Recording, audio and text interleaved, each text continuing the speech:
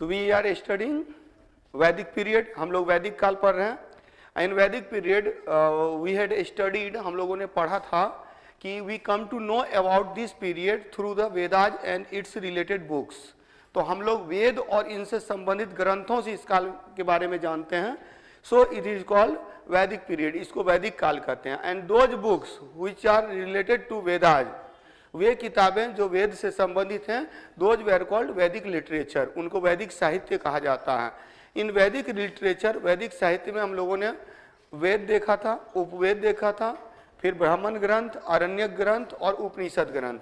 In Vedic literature there where 4 books, 5 किताबें, there where 5 books, 5 प्रकार की किताबें वैदिक साहित्य में शामिल हैं। 5 के अलावा छठा कुछ नहीं है।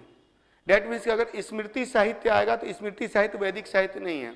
जैसे पुराण आएगा तो पुराण वैदिक साहित्य नहीं है। तो 3 इसमें से दे देता है, एक दूसरा दे देता है। एक क्वेश्चन ऐसा पूछा जा सकता है कि which one of the following is not counted as Vedic literature, निम्नलिखित में से कौन सा वैदिक साहित्य में शामिल नहीं है।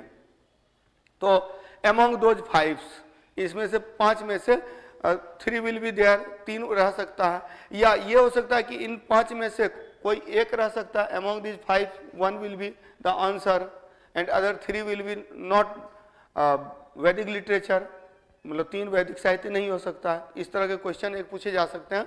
अच्छा, एक चीज और उस पर जाने से पहले याद रखिएगा, हम लोगों ने पढ़ लिया है, वी हैड स्टडीड दैट वैदिक period can be divided into 2 parts. वैदिक काल को 2 भागों में बांटा जाता है। ऋग्वैदिक पीरियड, दैट मीन्स कि for information of that this period, इस काल की जानकारी का एकमात्र स्रोत है दैट इज ऋग्वेद। इस काल की जानकारी का एकमात्र स्रोत है Rigveda. So we call it Rigvedic period, इसको ऋग्वैदिक काल कहते हैं। वेद 4 हैं, सामवेद, यजुर्वेद, अथर्ववेद। ऋग्वेद के अलावा सामवेद, यजुर्वेद, अथर्ववेद 3 हैं। इसके अलावा वेदों से रिलेटेड उपवेद हम लोगों ने देखा था, फिर ब्राह्मण बुक्स देखा था, ब्राह्मण ग्रंथ देखा था, फिर आरण्यक बुक्स देखा था, आरण्यक ग्रंथ देखा था, फिर उपनिषद ग्रंथ देखा था, उपनिषद। तो all these are the source of information of this period other than Rigveda. Means in Vedic literature only Rigveda tells about this period, Rigvedic period, and other than all these books, all the books of Vedic literatures are the source of information of this period. So it is called post Vedic period. इसको later Vedic period या post Vedic period बोलते हैं, इसको ऋग्वैदिक बोलते हैं। तो Rigvedic period की जानकारी का एकमात्र स्रोत है ऋग्वेद है, और post Vedic period, later Vedic period की जानकारी का स्रोत क्या है? ढेर सारे ग्रंथ हैं, बहुत सारे बुक्स हैं। अच्छा, एक चीज और जो पिछले क्लास में शायद नहीं बताया था, वेदांग बताया था, वेदांग नहीं बताया था ना, उसको थोड़ा सा बता दे रहा हूं, फिर आगे बढ़ता हूं। तो वो ये है कि आप लोगों ने पढ़ा था वैदिक साहित्य में Today we will study about the political system or political condition of वैदिक पीरियड। हम लोग आज वैदिक काल की राजनीतिक स्थिति को देखेंगे, लेकिन उस पर जाने से पहले थोड़ी सी कुछ बातें मैं बता दे रहा हूँ।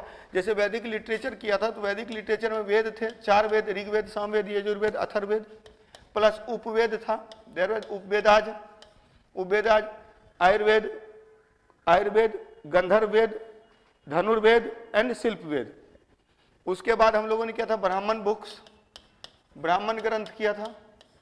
तो ढेर सारे ब्राह्मण ग्रंथ थे। ऋग्वेद का ब्राह्मण ग्रंथ क्या था? ऐतरेय और कौशिकी। यजुर्वेद का था शतपथ और तैतरेय।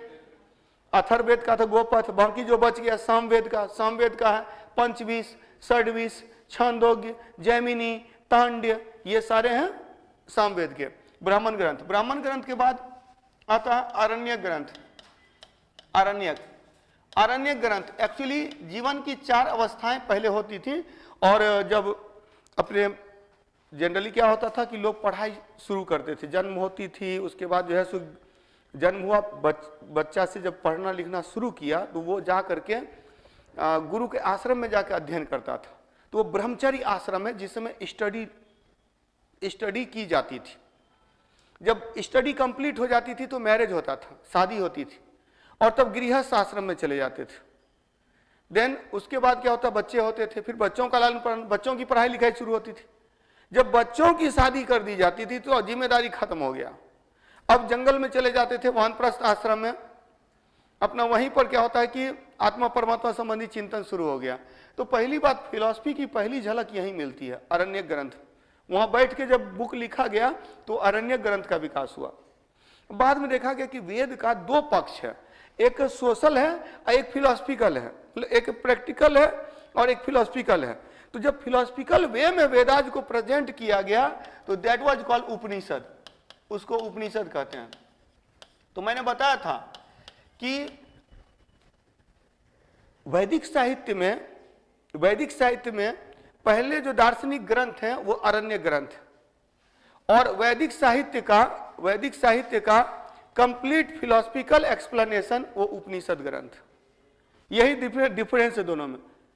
मतलब कि first philosophical book Aranyaka books, अरण्यक ग्रंथ, Aranyakas were the first philosophical books.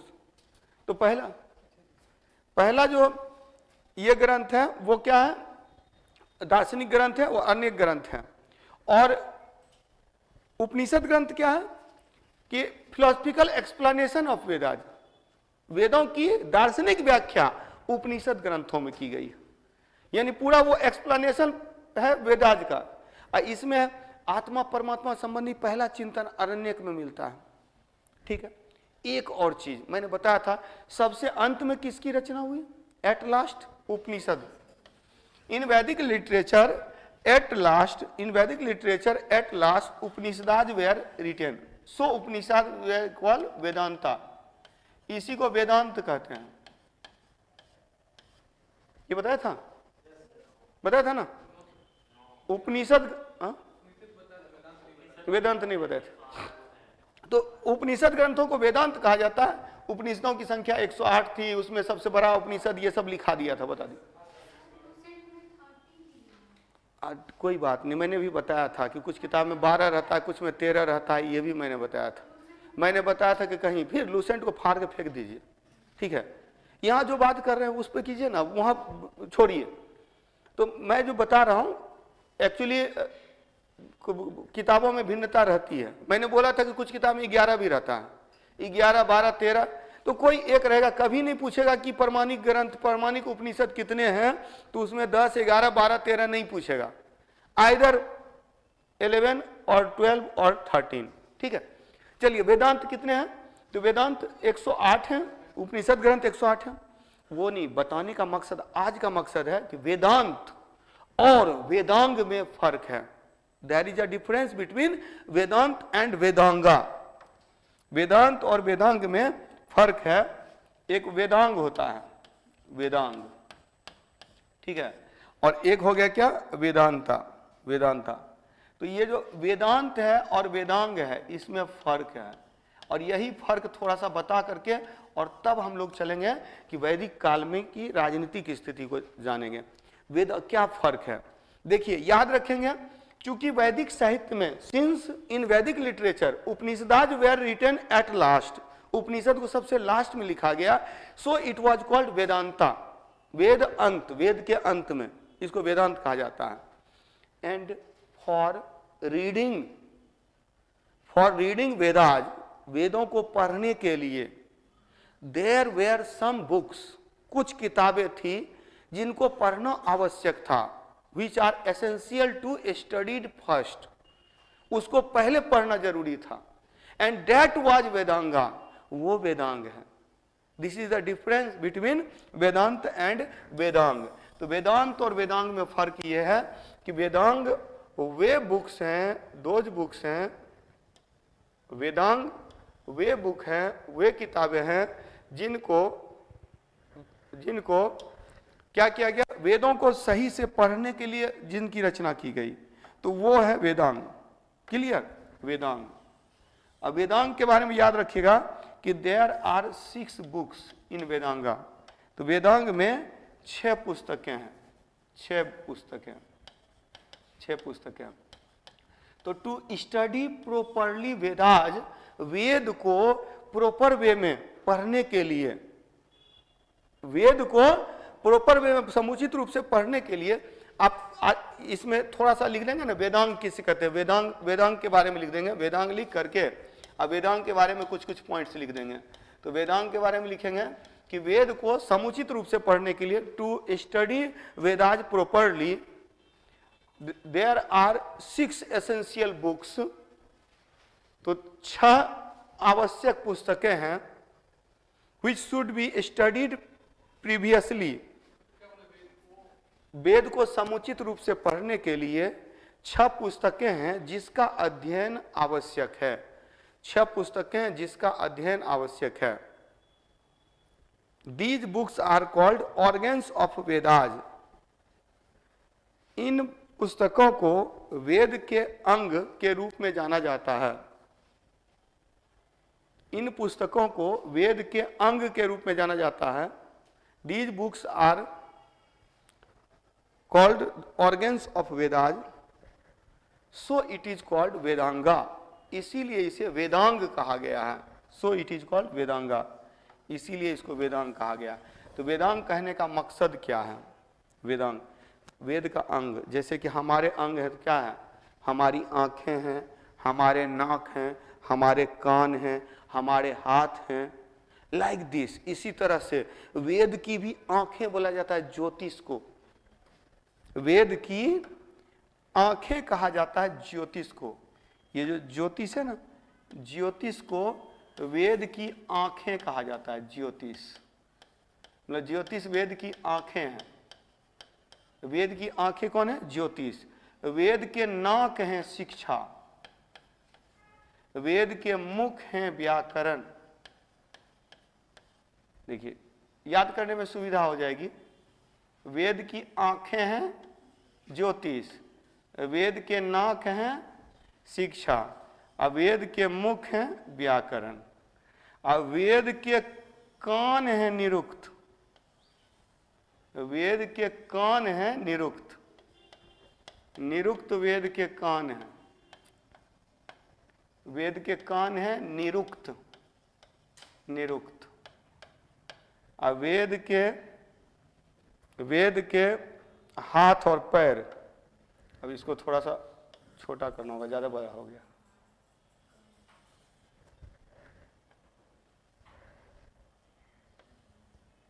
ठीक है, हाँ। वेद के हाथ और पैर, ये हाथ हो गया और ये वेद के पैर हो गए। याद करने में सुविधा हो जाएगी। वेद के हाथ हो गए कल्प, वेद के हाथ हो गए कल्प, और वेद के पैर हो गए छंद। वेद के पैर हो गए छंद। ये कौन है? वेद है। ठीक है, तो वेद के 6 अंग हैं। There are 6 organs of Vedas. तो वेद के 6 अंग हैं जिससे कि वेद को, जिसको वेदांग कहा गया। यानी कि without study this books we are, Vedas are unable to understand. तो वेद को सही ढंग से समझा नहीं जा सकता अगर ये 6 बुक को ना पढ़े तो। इसीलिए ये याद रखेगा, Jyotish are the eyes of Vedas, Shiksha, Shiksha is the nose of Veda, mukh, mouth is Vyakaran, mouth is Vyakaran, not grammar, Vyakaran. ठीक है, ये बुक ही है, बुक का नाम है, ज्योतिष बुक का नाम है। इंग्लिश में भी वही होगा। निरुक्त, निरुक्त, निरुक्त के बारे में याद रखना है। निरुक्त से कई बार क्वेश्चन पूछा हुआ है, निरुक्त से कई बार क्वेश्चन पूछा गया है, और निरुक्त के बारे में याद रखेंगे। निरुक्त, निरुक्त, निरुक्त को भाषा विज्ञान शास्त्र कहते हैं। भाषा विज्ञान शास्त्र, भाषा विज्ञान शास्त्र या भाषा शास्त्र भी बोलते हैं, भाषा विज्ञान बोला जाता है। और Nirukta was written by Yaska.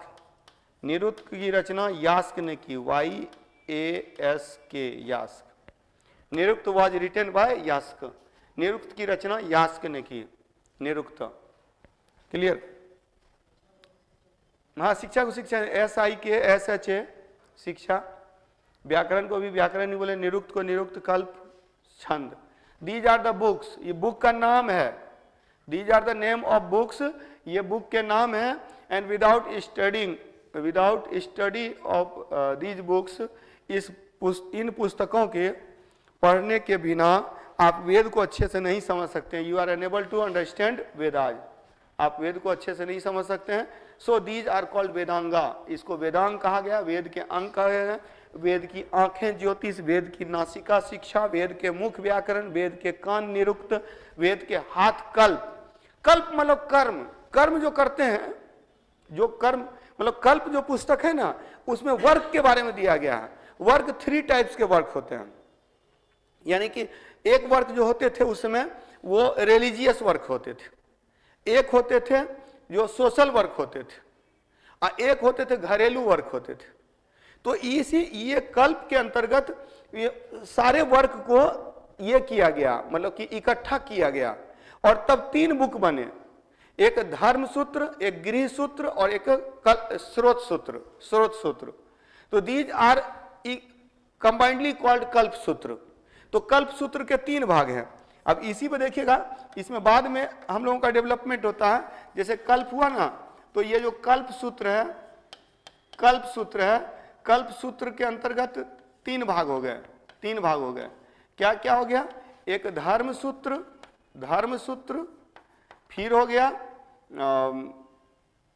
स्रोत सूत्र, स्रोत सूत्र, और गृह सूत्र, गृह सूत्र, गृह सूत्र। फिर आप देखेंगे इसी धर्म सूत्र से धर्मशास्त्रों का विकास हुआ, धर्म सूत्र से धर्मशास्त्र का विकास हुआ, और इसी धर्मशास्त्र से स्मृति ग्रंथों की रचना की गई। स्मृति ग्रंथ, स्मृति ग्रंथ। तो स्मृति साहित्य, Smriti literature are the law book of Hindu religion. Hindu धर्म का जो पुस्तक है ना स्मृति ग्रंथ, तो स्मृति ग्रंथ अचानक नहीं आया। कल्प सूत्र में मतलब जितने भी वर्क होते हैं उन सारे वर्क का मतलब हाथ से क्या करते हैं, काम करते हैं। तो वर्क से रिलेटेड जितनी भी बातें हैं वो कल्प सूत्र का भाग है। अब वर्क जो थे तो ये कल्प सूत्र के अंतर्गत सारे वर्क एक साथ आ गए। इसी को जब डिवीजन किया गया, डिवाइड किया गया अलग अलग, तो वो क्या हो गया कि जो धर्म से रिलेटेड वर्क था, रिलीजन से रिलेटेड वर्क था, वो धर्म सूत्र बुक में आ गया। जो घरेलू कार्यों से संबंधित था गृह सूत्र में आ गया, और जो सोशल वर्क से रिलेटेड था वो स्रोत सूत्र में आ गया। तो ये 3 जो पुस्तकें हैं बाद में डेवलप होती हैं, और फिर इसी धर्म सूत्र से धर्मशास्त्रों का विकास हुआ। धर्मशास्त्र ये कहता है, धर्मशास्त्र वो कहता है, कह करके समाज को जो मिसगाइड करना, और उसी के अंतर्गत तब क्या हुआ, स्मृति ग्रंथ का विकास हुआ। स्मृति ग्रंथ का विकास हुआ, हिंदू कानून ग्रंथ बन गए। तो पहला कानून ग्रंथ मनुस्मृति था, मनुस्मृति पहला कानून ग्रंथ। तो कानून ग्रंथ की कानूनी मतलब देखिए, एक्चुअली मनुस्मृति का कॉन्सेप्ट ये था ना कि समाज में हर आदमी का जब वर्क डिवीजन हो गया है तो एक व्यवस्था कायम हो गई है, एक सिस्टम बन गया है, और ये सिस्टम बना रहना चाहिए। तो बने रहने के लिए सब लोगों को इसका ज्ञान होना चाहिए। तो वो क्या किया गया, सिस्टमेटिक ढंग से यहाँ प्रेजेंट कर दिया। इसी में बोला कि तब बोला गया कि सबको मतलब कि ब्राह्मण को ये कार्य करना चाहिए, क्षत्रियों को ये कार्य करना चाहिए, शूद्रों को ये कार्य करना, मतलब ये सब चीजें जो पहले आ रही थी उनको क्या किया गया, उनको फिर सिस्टमेटिक ढंग से कोडिंग कर दी गई। पहले तो कर्तव्य आया था कहाँ, ऐतरेय ब्राह्मण में ही, उस पर भी हम लोग चर्चा करेंगे, अभी आएगा, बाद में आएगा। अभी फिलहाल क्योंकि बहुत कंफ्यूजन हो जाता है, इतने बुक्स हैं ना, तो यहाँ समस्या होती है, तो इसको मैं थोड़ा सिंपल कर रहा हूँ। तो overall we come to know about Vedic period from the Vedic literature. हम लोग वैदिक साहित्य के द्वारा वैदिक काल के बारे में जानते हैं, और वैदिक साहित्य को 2 भागों में बांटा गया। एक जो ऋग्वेदिक, ऋग्वेद, और ऋग्वेद के बाद अदरवेद, अदरवेद एंड अदर वैदिक लिटरेचर। ठीक है, तो अब देखिएगा इन वैदिक साहित्य से जिस काल के बारे में जानते हैं, उस काल को जानने के लिए हमको जानना होगा कि उस समय राजनीतिक स्थिति कैसी थी, आर्थिक स्थिति कैसी थी, सामाजिक स्थिति कैसी थी, धार्मिक और सांस्कृतिक स्थिति कैसी थी। सब कुछ जान जाएंगे तो वैदिक काल को जान जाएंगे। तो वैदिक काल में दूसरी बात, एक और चीज मैंने बताया था, आर्यन केम इन इंडिया, आर्य भारत आए एंड एस्टेब्लिश्ड अ कल्चर, एक संस्कृति की नींव रखी। उस संस्कृति को क्या कहते हैं, वैदिक संस्कृति कहते हैं। तो आर्य जब भारत आए, तो आर्य कब आए भारत, 1500 ईसा पूर्व में आए। इन 1500 BC Aryans came in India, 1500 BC में आए, और आए तो सबसे पहले वो इस एरिया में बसे, सब सैंधव रीजन में बसे। 7 नदी है, मतलब कि 5 पंजाब की नदी, एक सिंधु नदी, एक सरस्वती नदी, इस क्षेत्र में आके बसे। फिर आर्यों का प्रसार क्या हुआ, आगे की ओर हुआ, और एटलस, ठजानिरा, ये सब बता चुका हूं मैं, बता चुका हूं ना। तो ये जो टाइम पीरियड है, ये क्या है, ये ऋग्वैदिक काल है, ऋग्वैदिक, ये ऋग्वैदिक काल है। और ये वाला क्या है, उत्तर वैदिक, लेटर वैदिक, उत्तर वैदिक काल। यानी शुरू की जो भी चीजें हैं, आर्य भारत क्यों आए, बताए थे कि नहीं, बताए थे कि नहीं? आर्य भारत आए तो आर्य भारत क्यों आए थे? आर्य मूलतः पशुपालक थे, ये सब नहीं बताया था? लिखिए, नहीं बताया था, केवल वैदिक लिटरेचर बताया था, बता दिए थे, लिखा था, लिखिएगा, लिखिए, पॉइंट लिखिए, लिखिए, पॉइंट लिखिए।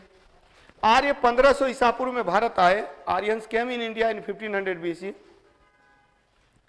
आर्य 1500 ईसा पूर्व में भारत आए, लिखा है, वो मूलतः पशुपालक थे। हाँ तो लिखिए ना, लिखिए ना, कोई बात नहीं, 2 बार लिख लीजिएगा तो कोई दिक्कत थोड़ी होगी।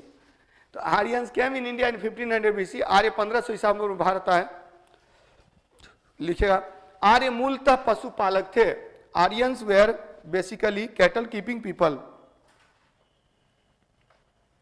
आर्य मूलतः पशुपालक थे, Aryans were basically cattle keeping people, Aryans were basically cattle keeping people. Arya मूलतः पशुपालक थे, वे भारत चारागाह भूमि की तलाश में आए थे। They came in India in search of grassland region, वे भारत चारागाह भूमि की तलाश में आए थे।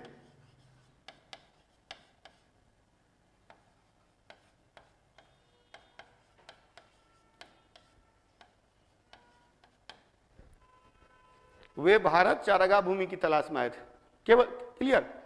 They came in India in search of grassland region, आया समझ में? आर्य मूलतः पशुपालक थे, वे चारागाह, एक्चुअली वो जहां के मूल निवासी थे ना, यहाँ चारागाह भूमि कम हो गई थी, चारागाह भूमि कम हो गई थी, तो उसी के तलाश में आए थे, in search of grassland region. तो अब एक सवाल उठता है कि कहां से आए थे। तो आर्यों के मूल निवास के संबंध में लिखिएगा, in context to origin land of Aryans, आर्यों के मूल निवास के संबंध में विद्वानों में मतभेद है। There is a difference between scholars, आर्यों के मूल निवास के संबंध में विद्वानों में मतभेद है, विद्वानों में मतभेद है। क्लास की टाइमिंग चेंज हुई, नहीं पता चला, 2:30, 2:30, हाँ जल्दी शुरू होगी तो जल्दी खत्म होगी क्लास। क्या लिखे? आर्यों के मूल निवास के संबंध में विद्वानों में मतभेद है, डिफरेंस इन, हाँ क्या है, विद्वानों में मतभेद है। तो डिफरेंस है स्कॉलर्स में, और इसी में तब लिखिएगा, एक जगह पर लिखिएगा आर्यों का निवास क्षेत्र, एक साइड में लिखिएगा आर्यों का निवास स्थान, ओरिजिन लैंड ऑफ आर्यंस, दूसरा लिखिएगा विद्वान, लिखिएगा दूसरे साइड विद्वान, स्कॉलर्स, स्कॉलर्स। इसमें नंबर 1 लिखिएगा, नंबर 1 लिखिएगा Europe, Europe. Some scholars assume that they are the resident of या origin of European region, Europe. कौन कहते हैं? William Jones, William Jones, William Jones. आर्यों का मूल निवास स्थान विलियम जोन्स कहा था, कि विलियम जोन्स ने कहा था? यूरोप कहा था। दूसरा लिखेगा यूरोप का, दूसरा लिखेगा तिब्बत प्रदेश, Tibet region, Tibet region, Dayanand Saraswati, Dayanand Saraswati, Tibet region, Dayanand Saraswati. Third one, Tibet के बाद आर्कटिक रीजन, आर्कटिक प्रदेश, आर्कटिक प्रदेश कहा था, किसने कहा था? बाल गंगाधर तिलक। बाल गंगाधर तिलक। बाल गंगाधर तिलक कहा था आर्कटिक प्रदेश। नंबर 4 में लिखिएगा।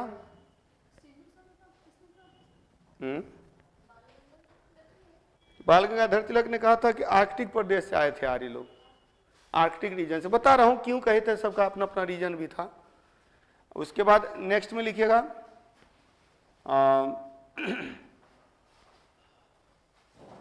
मैक्स मूलर ने कहा था मध्य एशिया, मिडिल एशिया, मध्य एशिया कहा था मैक्स मूलर ने। मैक्स मूलर ने कहा था मध्य एशिया। और एट लास्ट सप्त सैंधव प्रदेश कहा था अविनाश चंद्र दास। अच्छा, इसी में आपको कंफ्यूजन हो रहा था। सप्त सैंधव प्रदेश कहा था, ये कहा था अविनाश चंद्र दास ने। अविनाश चंद्र दास। हालांकि देखिएगा, राजवली पांडे ने मध्य प्रदेश कहा था, एल.डी. कल्ल ने जम्मू कश्मीर कहा था, नेहरिंग और गाइल्स ने कहा था दक्षिणी रूस कहा था। तो अलग अलग विद्वानों के अलग अलग मत हैं। आप लोगों के काम का इतना है, इतना ही है। हाँ, तो बहुत सारे ये हैं विद्वान हैं, सब विद्वानों ने अलग अलग मत दिया था, अलग अलग स्टेटमेंट दिया था। तो अलग अलग स्टेटमेंट,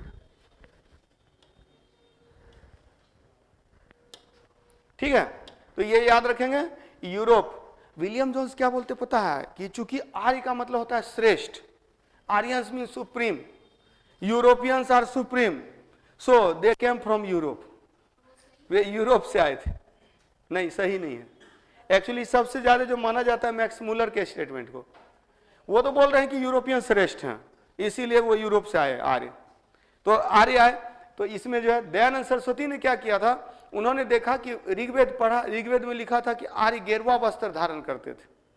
और तिब्बत क्षेत्र में ये बौद्ध लोग हैं, वो लोग भी गेरुआ वस्त्र धारण करते हैं।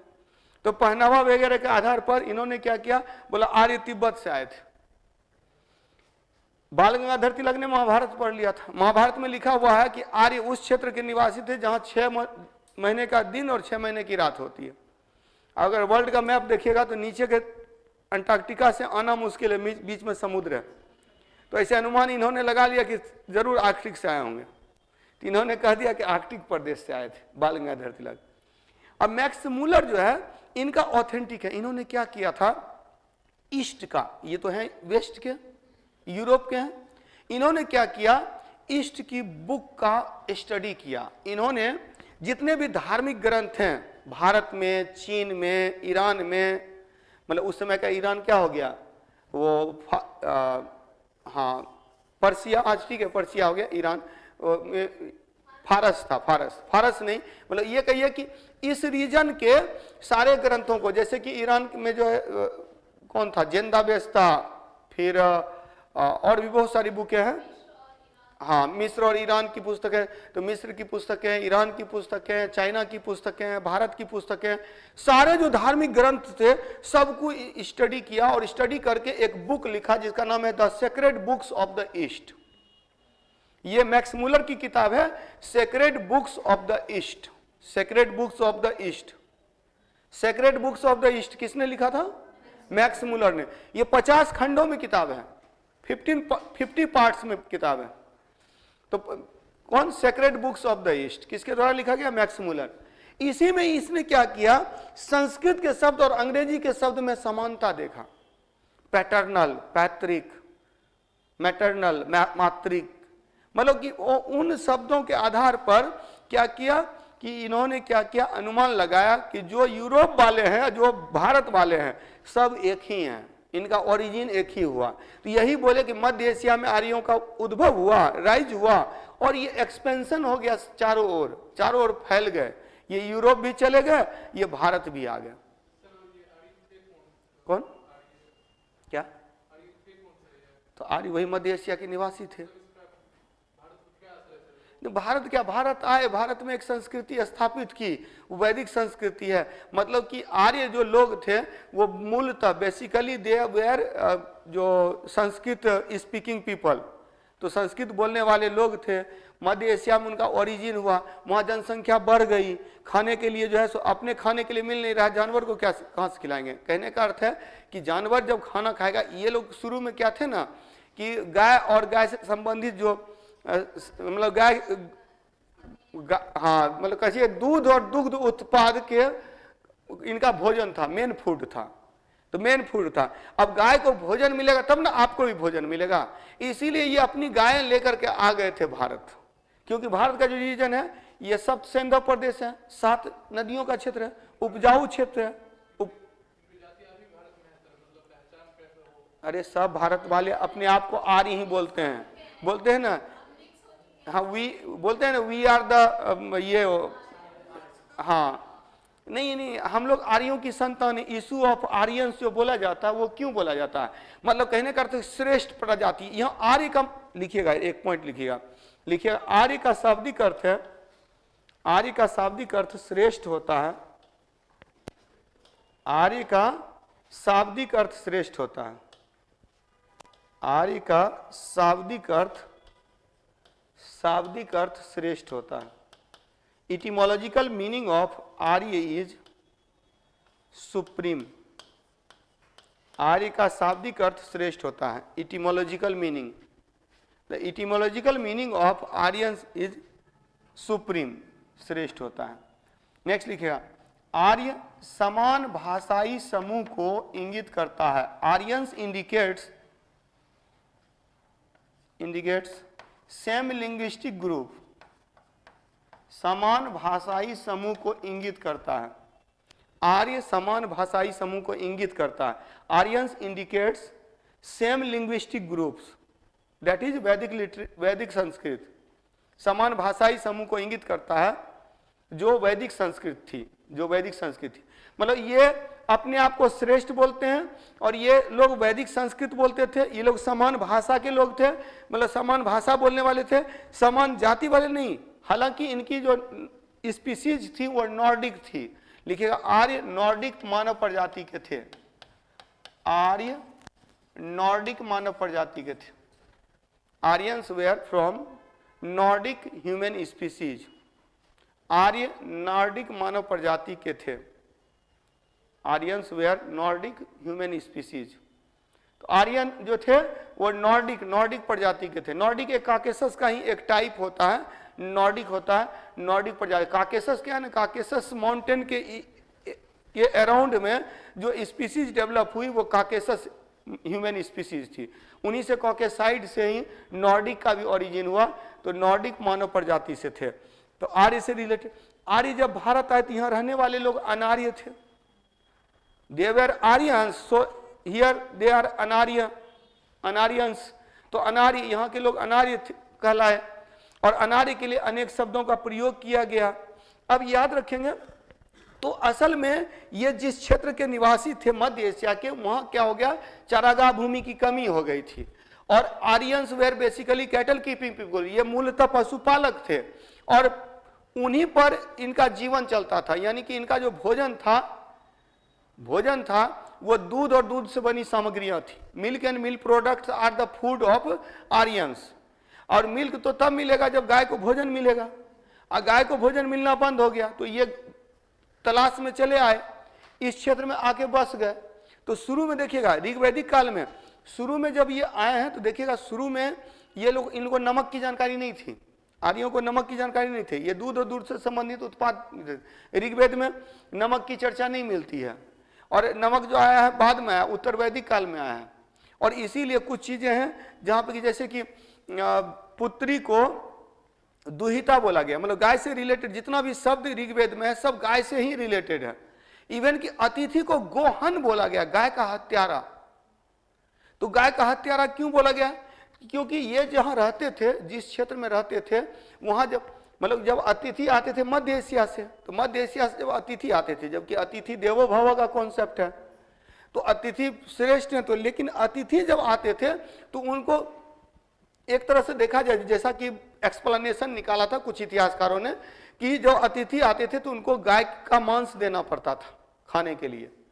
मतलब ये कि ये लोग मध्य एशिया के निवासी, मध्य एशिया में अब जैसे कि वहाँ भोजन का अभाव है तो वहाँ गौ मांस लोग खाते थे, आज भी खाते हैं मध्य एशिया में।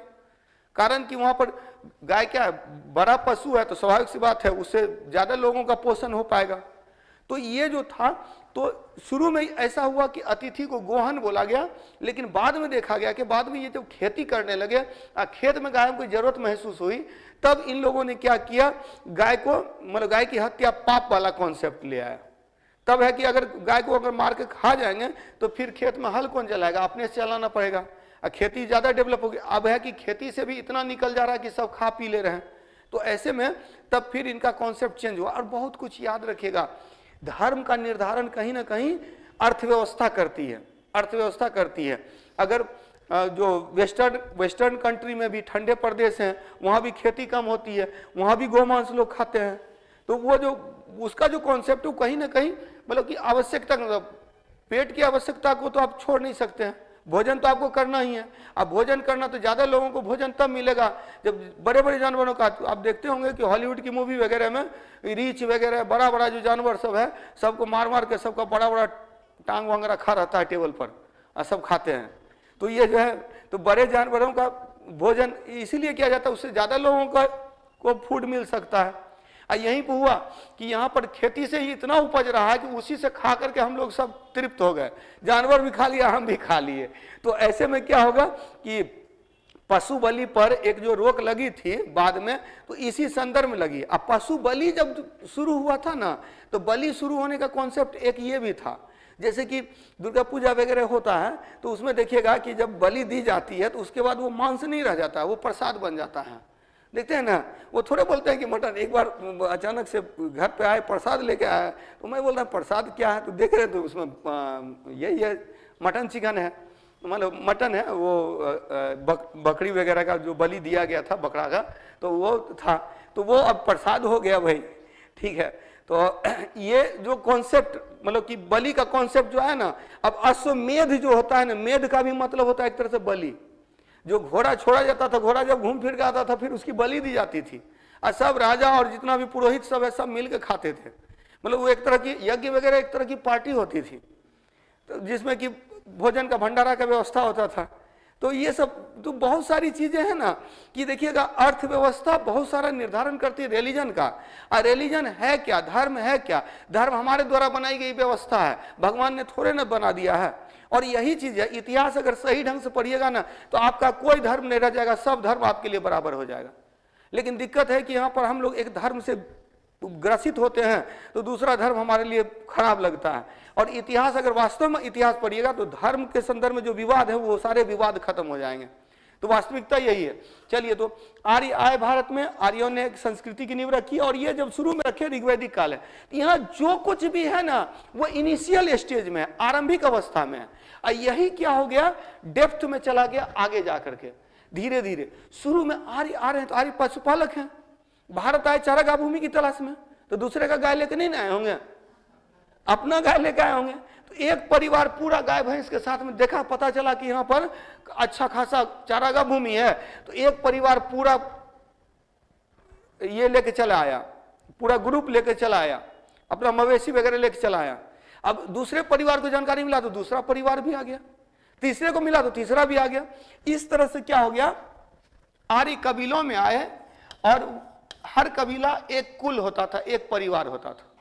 जब कई कुल मिला तो ग्राम बना, गांव बन गया, और यही ग्राम जब बहुत मिला तो यह विश्व बन गया, और कई विश्व मिला तो यही जन बन गया। जन तक का उल्लेख ऋग्वेद में प्राप्त होता है। ऋग्वेद में सबसे बड़ी राजनीतिक इकाई जन थी, ऋग्वेद में सबसे बड़ी राजनीतिक इकाई जन थी। Jana was the largest political unit in Rigvedic period. तो ऋग्वैदिक पीरियड में क्या हुआ, आर्य आए तो आर्य कबीलों में आए, तो लिखिएगा नेक्स्ट पॉइंट क्या, आर्य भारत कबीलों में आए। Aryans came in India in groups, in कबीला, इन कबीला, कबीला मीन्स ग्रुप बोला जाता है, लोगों के ग्रुप को कबीला बोला जाता है। Aryans came in India in group, in कबीला, इन ग्रुप और ऑब्लिक करके कबीला कर दीजिएगा, कबीला में आए। कबीला में आया। इसीलिए इनिशियल पॉलिटिकल सिस्टम वाज कबीलियन, इसीलिए आरंभिक राजनीतिक स्थिति कबीलाई थी। इनिशियल पॉलिटिकल सिस्टम वाज कैबिलियन, तो आरंभिक राजनीतिक स्थिति कबीलाई थी। कबीला में क्या होता है? कबीला में सरदार होता है, जो सबसे ताकतवर होता है उसको सरदार बना दिया जाता है, तो हेड बना दिया जाता है, ठीक है। They were related to same family, so they were called kul, वे एक परिवार से संबंधित होते थे, इसीलिए उनको कुल कहा गया, तो उन्हें कुल कहा गया। तो आर्यन का group of Aryans were related to same family, group of Aryans were related to same family, they were called कुल। तो क्या लिखे? आर्यों का समूह एक परिवार से संबंधित होता था जिसे कुल कहते हैं, ठीक है। और कुल, group of kul was called village, gram, not village, gram. Group of kul was gram, group of gram was vish, and group of vish was जन।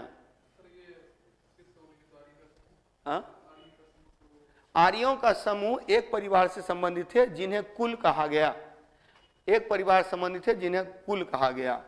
कहा गया। और उसके बाद आगे लिखेगा ना, ग्राम कुल का समूह, ग्रुप ऑफ कुल ग्राम, विश ग्राम समूह,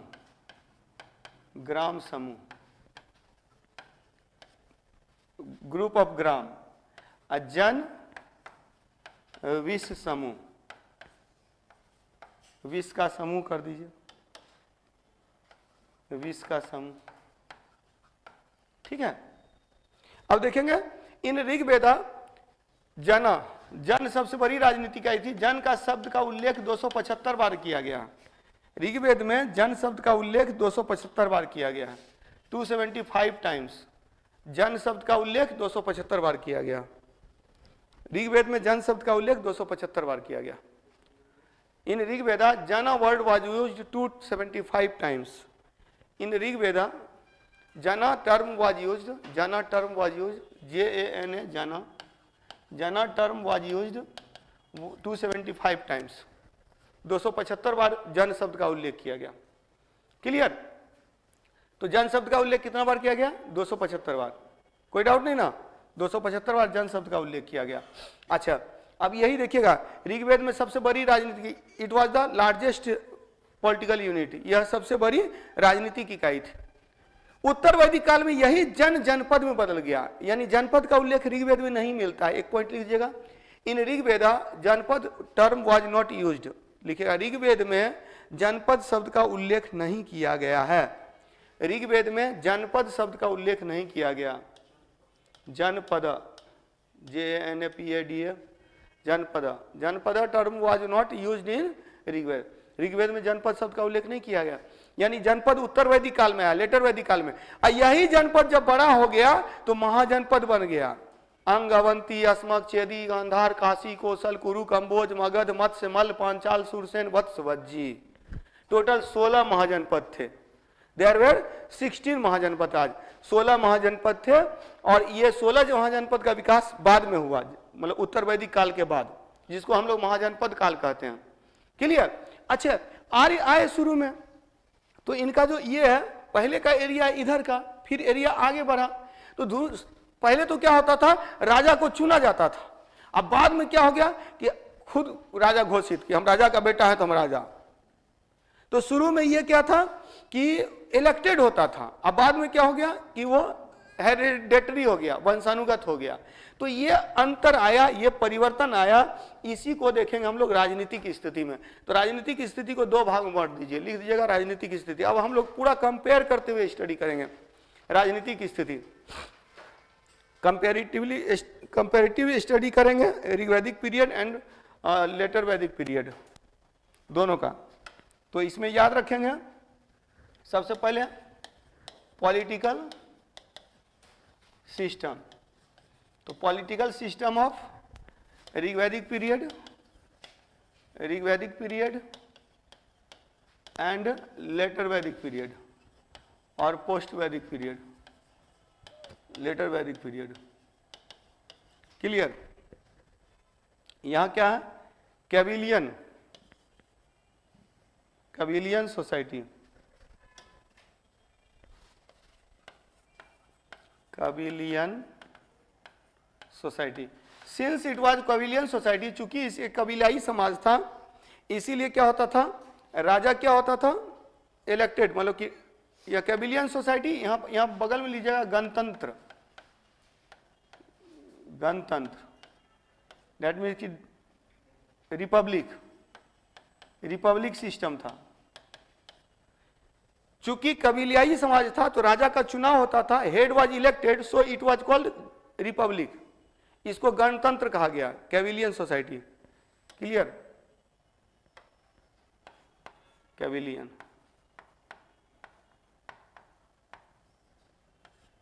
कबीलाई समाज था, कैबिलियन, दैट मीन्स कि इट वाज अ रिपब्लिक, ये रिपब्लिक था। इस समय रिपब्लिक है, लेकिन इस समय फिर क्या है, राजा का बेटा राजा होने जा रहा है, तो यहां क्या हो गया, राजतंत्र का विकास हो गया, राजतंत्र की स्थापना हो गई। अब देखिए, जो हेड होगा, सोसाइटी का हेड कौन बनता था, जो ताकतवर होता था। हेड का दो काम था, एक तो काम था क्या कि सोसाइटी को प्रोटेक्ट करना, समाज की रक्षा करना, और दूसरा था कि whenever battle will be done, मतलब जब कभी युद्ध किया जाता था तो उस समय, युद्ध के समय, in the battle field he was the leader, वो क्या होता था, नेतृत्व करता होता था। तो ये दो वर्क था। अब बदले में अब वो क्या कर रहा है, समाज की रक्षा कर रहा है और लीड कर रहा है, तो उसको कुछ दीजिएगा ना जीवन यापन के लिए, सर्वाइव के लिए। तो सर्वाइव के लिए जो गिफ्ट दिया जाता था उसको बलि कहते थे। तो BALY, Bali, BALI, Bali, Bali was a gift in this period. तो राजा को, मतलब कि जो हेड होता था, हेड ऑफ सोसाइटी होता था, उसको क्या दिया जाता था, गिफ्ट दिया जाता था फॉर सर्वाइव, सर्वाइव करने के लिए, डेट वाज कॉल्ड बलि। यहां बोला क्या, बलि दो, यहां बलि बिकेम द टैक्स, यहां बलि क्या हो गया, बलि यहां टैक्स बन गया, एसेंशियल टैक्स बन गया, टैक्स। ये अंतर करके कर देंगे, ऋग्वैदिक पीरियड, लेटर वैदिक पीरियड। ऋग्वैदिक काल में कबीलाई समाज है, रिपब्लिक है। उत्तर वैदिक काल में राजतंत्र की स्थापना हो गई, establishment of monarchy, establishment of monarchy, monarchy, ठीक है, राजतंत्र का विकास हुआ। यहां रिपब्लिक है, यहां राजतंत्र का विकास हो गया। Here bali was the gift given by the people to head of the society, society के हेड को गिफ्ट में दिया जाता था फॉर सर्वाइव, टू सर्वाइव, तो सर्वाइव करने के लिए, that was called bali. Here bali was a tax which was collected by the king, जो राजा के द्वारा वसूला जाने लगा। अब इसी को वसूलने के लिए तब क्या होता था कि मंत्री परिषद होती थी। अच्छा, इस समय में भी शासन चलाने के लिए कुछ इकाइयां थी ऋग्वेद में, कुछ संस्थाएं, इंस्टीट्यूशंस, विदथ, समिति एंड सभा।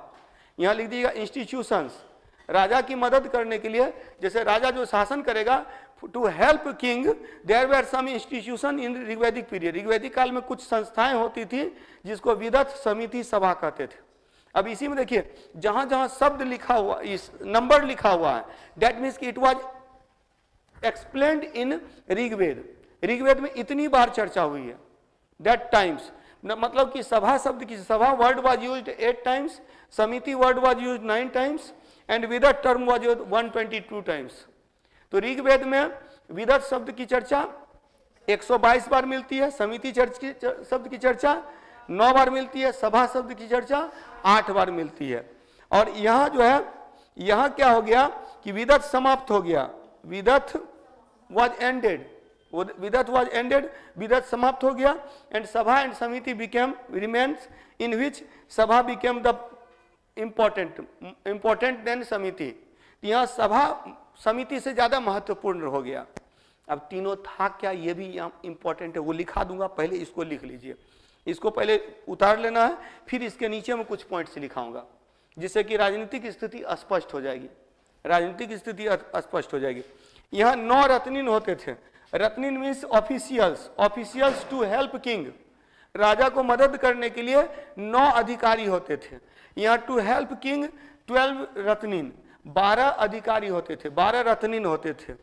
यहाँ जन वाज द लार्जेस्ट यूनिट, जन सबसे बड़ी राजनीतिक इकाई थी। हियर जनपद इज द लार्जेस्ट यूनिट। यहाँ सबसे बड़ी राजनीतिक इकाई जनपद हो गई, जनपद हो गई।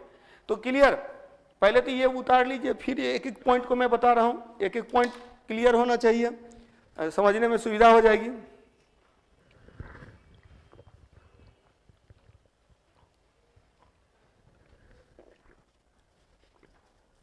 हो गया, आगे बढ़ा जाए।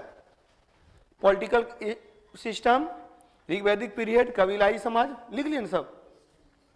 विदथ, विदथ हुआ, अब इसमें लिख लीजिएगा, एक एक पॉइंट लिखिएगा। विदथ ग्राम सभा होती थी, विदथ वाज ग्राम सभा, विदथ ग्राम सभा होती थी, विदथ वाज ग्राम सभा, मतलब टुडेज ग्राम सभा, लाइक टुडेज ग्राम सभा, आज जो ग्राम सभा होता है ना पंचायत में, तो वही विदथ ग्राम सभा होती थी, मतलब जिसमें जितना भी वयस्क व्यक्ति होता था वो उसका सदस्य होता था। अभी भी पता है वोटर लिस्ट में जिसका भी नाम है वो ग्राम सभा का मेंबर है, पता है ना। तो लाइक दैट वो है। और सभा समिति में क्या है, फिर आम लोग आपस में मिलकर एक संस्था बनाता था, उसको समिति बोलते थे। और एक श्रेष्ठ लोग, मतलब कि जो वरिष्ठ समाज के जो वरिष्ठ लोग होते थे, वरिष्ठ लोग होते थे, वो आपस में मिलकर एक संस्था बनाते थे जिसको सभा कहते थे। तो सभा जो होता था वो वरिष्ठ जनों की संस्था थी, वरिष्ठ जनों की संस्था। तो institution of noble people, institution of common people, तो सामान्य जनों की सभा समिति, सामान्य जनों की संस्था, सामान्य। तो लिख दीजिएगा, सभा was the institution of noble people. तो सभा वरिष्ठ जनों की संस्था होती थी, वरिष्ठ जनों की संस्था। वाइल समिति was the institution of common people, जबकि समिति सामान्य जनों की संस्था होती। इसीलिए उत्तर वैदिक काल में समिति का महत्व घट गया, विदथ गायब हो गया और सभा महत्वपूर्ण हो गया। Sabha as a minister, council of minister, sabha works like a council of ministers. तो सभा ने क्या किया, मंत्री परिषद के रूप में काम करना शुरू किया। तो इसीलिए बोला जाता है कि उत्तर वैदिक काल में सभा का महत्व बढ़ गया। जितने भी श्रेष्ठ लोग थे वो राजा को मदद करते थे शासन करने में। इसके अलावा हालांकि ऋग्वेद में चर्चा है 9 रत्निन की, 9 अधिकारी ऋग्वैदिक काल में 9 अधिकारी है, और वही हो गया 12 अधिकारी यहाँ हो गया। लेकिन वहां अधिकारी का मतलब यानी कि पूरा सिस्टमैटिक ब्यूरोक्रेसी नहीं था। अधिकारी जैसे अभी अधिकारी लोग होते हैं उस तरह का अधिकारी, उस तरह का अधिकारी यहाँ आया। यहाँ क्या था, अधिकारी मतलब राजा का करीबी, राजा का करीबी, नियर अबाउट किंग। और इसी में याद रखिएगा ऋग्वैदिक काल में, नेक्स्ट पॉइंट लिखिएगा, इन ऋग्वैदिक पीरियड ब्राजपति वाज अ रत्निन, ब्राजपति एक रत्निन होता था। ऋग्वैदिक काल में ब्राजपति एक रत्निन होता था। इन ऋग्वैदिक पीरियड ब्राजपति वाज अ रत्निन, ब्राजपति एक रत्निन होता था जो चारागाह भूमि का स्वामी होता था। Who was the owner of grassland region, जो चारागाह भूमि का स्वामी होता था। चारागाह भूमि का स्वामी, चारागाह भूमि का स्वामी होता था, ठीक है। तो ऑनर ऑफ ग्रासलैंड रीजन, तो वही एक महत्वपूर्ण है। बाकी कौन है, राजा का पुरोहित होता था, फिर राजा की पत्नी होती थी, फिर जो है वहां पर राजा का जो रथ चलाता था वो होता था, फिर वहां पर। तो यानी कि यहाँ जितने राजा के करीबी हैं वही सब है रत्निन, वही सब अधिकारी हैं, मतलब अधिकारी है। यहाँ थोड़ा सिस्टमैटिक ढंग से हो गया। यहाँ कौन कौन आ गया, तो यहाँ आ गया संग्रहित्री आ गया, यहाँ प्रमुख हो गया संग्रहित्री, संग्रहित्री। फिर यहाँ हो गया क्या, तो संग्रहित्री हो गया, फिर कोषाध्यक्ष यहाँ पर। इसके बाद एक देखिएगा कि जो राजा को जुआ में मदद करता था अक्षवाप हो गया, अक्षवाप। फिर यहाँ पर राजा को जो शिकार में मदद करता था गोवी कर्तन हो गया। तो लिख दीजिएगा, इन लेटर वैदिक पीरियड, उत्तर वैदिक काल में 12 रत्निन हो गए। देयर वेर 12 ऑफिशियल्स, जिसमें कुछ प्रमुख थे। 12 ऑफिशियल्स, 12 अधिकारी हो गए, 12 रत्निन हो गए। रत्निन मतलब अधिकारी, ये याद रखिएगा, जिसमें कुछ प्रमुख थे, इन विच सम इंपॉर्टेंट वेयर, जिसमें कुछ प्रमुख थे, इन विच सम इंपॉर्टेंट वेयर। नंबर 1 लिखा है संग्रहित्ती, संग्रहित्ती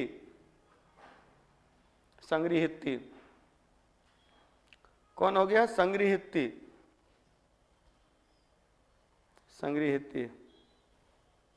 ठीक है। संग्रहित्ती में लिख दिएगा, संग्रहित्ती के डैश में लीजिएगा कर संग्रहकर्ता, तो टैक्स कलेक्टर, कर संग्रहकर्ता टैक्स कलेक्टर,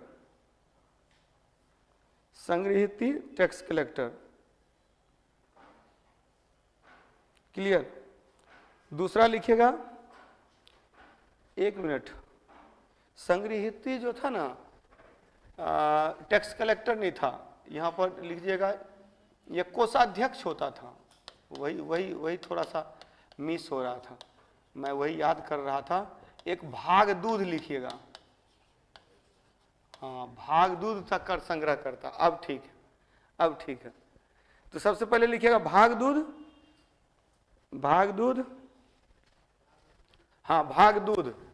संग्रहित्ती में लिखिएगा ट्रेजरी ऑफिसर, कोषाध्यक्ष, इंग्लिश में वही है SANGRIH, संग्रहित्ती। भाग दूध हो गया BHAGDUDH, अब वो भी सिखाना पड़ेगा, ठीक है।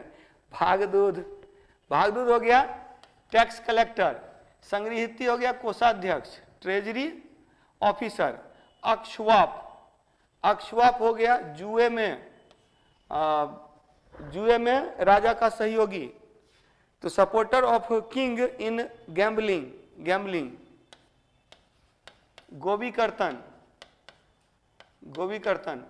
गोविकर्तन लिखिएगा supporter of king in hunting. अक्षवाप हो गया जुए में राजा का सहयोगी, supporter of king in gambling. गोविकर्तन हो गया शिकार में राजा का सहयोगी, supporter of king in hunting. पलागल हो गया एंटरटेनर, पलागल हो गया एंटरटेनर।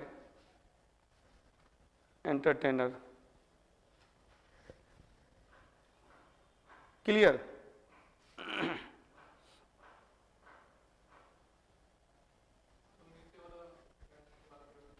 हाँ, पालागल हो गया मनोरंजक, एक मनोरंजन का भी ऑफिशियल होते थे, अधिकारी होते थे, तो ये हो गया। तो यानी कि ऋग्वैदिक काल से उत्तर वैदिक काल में ये परिवर्तन हुआ, समझ में आ रहा है ना।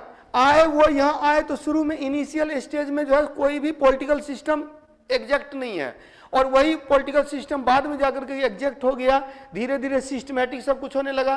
पहले राजा जो चुना जाता था, जो हेड होता था, अब राजा का बेटा राजा होने लगा, स्वाभाविक सी बात है। तो राजा जो चुना जाता था तो उसको लोग अपने मन से गिफ्ट देते थे, लेकिन अब जब राजा का बेटा राजा बनने लगा तो वो एक सेना रखने लगा।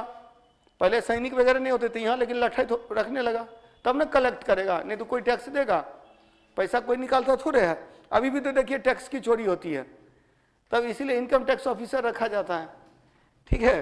तो ये चीजें देखिएगा, राजनीतिक स्थिति में परिवर्तन आया। और वही एक रत्निन के संदर्भ में, ये रत्निन वाला याद रखिएगा, ये तो अभी बता ही दिया है, लिखा ही दिया, क्लियर। नेक्स्ट क्लास में हम लोग क्या करेंगे ना कि इकोनॉमिक देखेंगे, सोसाइटी देखेंगे, रिलीजन, और नेक्स्ट क्लास में हम लोग इसको खत्म करेंगे, ठीक है। एक बार आप लोग पढ़ भी लीजिएगा, मतलब कि लूसेंट तो सब पढ़ते ही हैं, लेकिन वही है, उससे अच्छा है कि सर वाली किताब पढ़िए, रंजीत सर वाली किताब पढ़िए।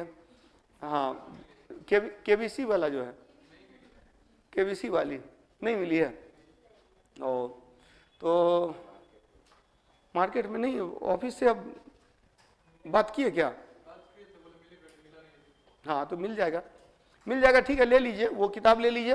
तो क्या होगा ना कि एक बार जो सेक्शन यहाँ मैं पढ़ाता हूँ तो एक बार वहाँ से पढ़ के आइए, उससे ज़्यादा नहीं पढ़ना है, उसके बाद ज़्यादा समझना ही है। फिर NCERT book, NCERT original book मैं पढ़ने के लिए बोलता हूँ, किसी को भी मैं बोलता हूँ एनसीईआरटी ओरिजिनल बुक पढ़िएगा, उसका ज़्यादा से ज़्यादा बेनिफिट होगा।